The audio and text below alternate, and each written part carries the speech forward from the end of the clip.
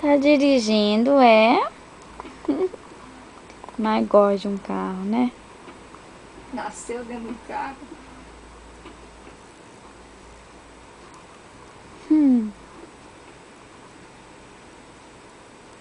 Ah, o volante já tá longe já.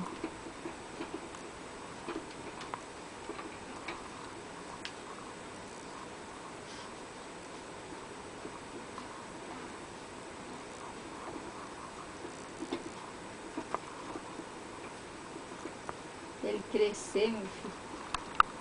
Vai apanhar ele na pista, é? For. É ensinar ele a ser piloto igual o Ayrton Senna? Não, melhor. Melhor? O que você vai fazer?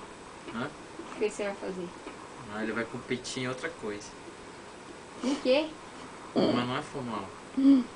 Não? É o quê? É só carro esportivo, sabe? Drift. Credo, uma carro esportivo é muito perigoso a subida.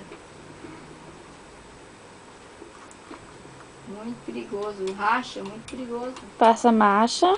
Olha, passando marcha, gente.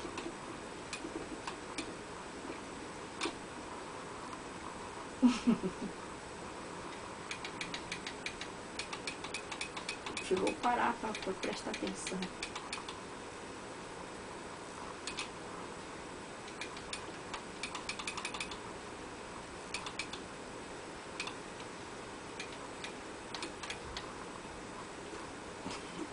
Tamanho de gente.